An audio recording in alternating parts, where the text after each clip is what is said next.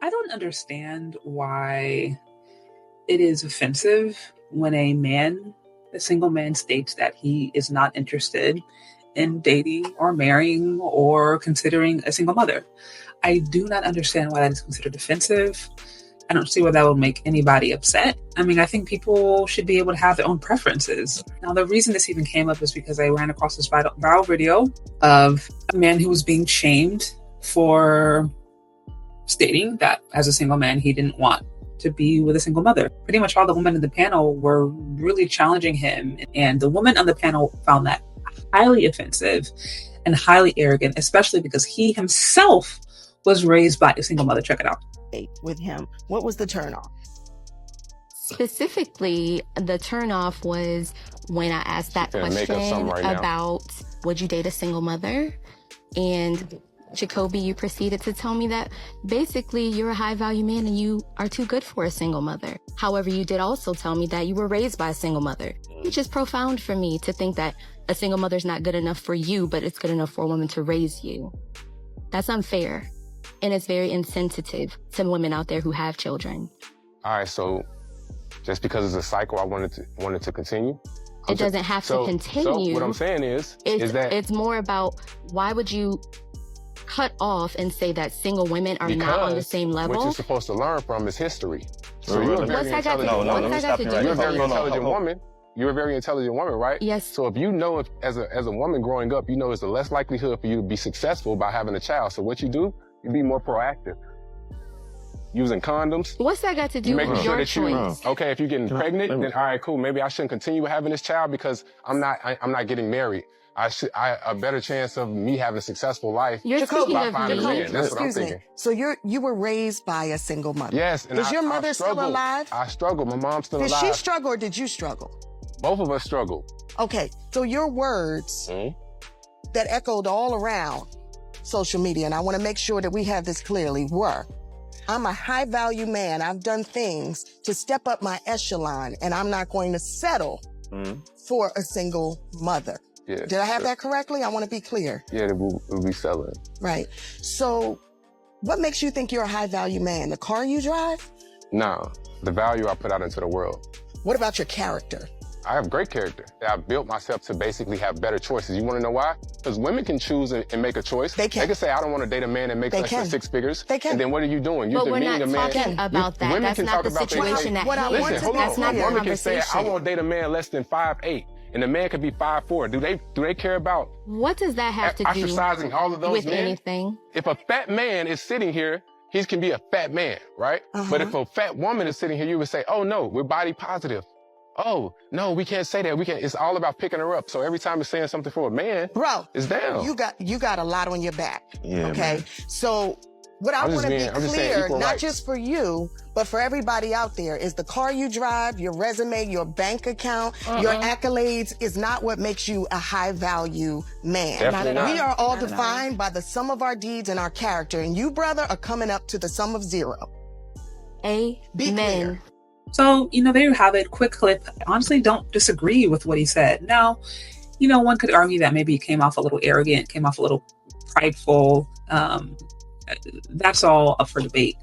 But I think the overall principle is anytime you are bringing a child into a new relationship, that is extra weight. Not only that, that is more to deal with.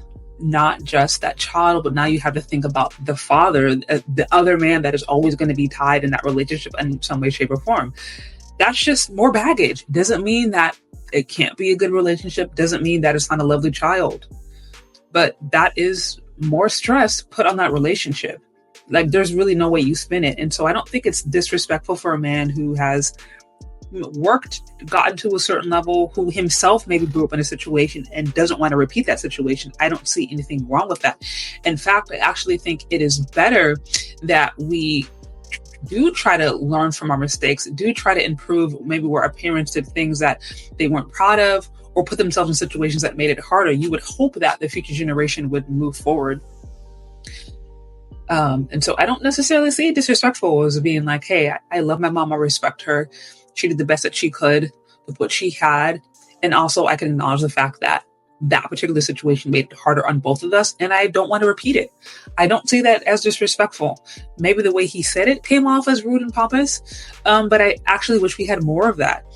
But the bigger thing to me, and why I honestly think this is such a sore subject is because there are just so many single mothers in the Black community. It's very common, and it's at the point to where there's not really a lot of shame associated with it.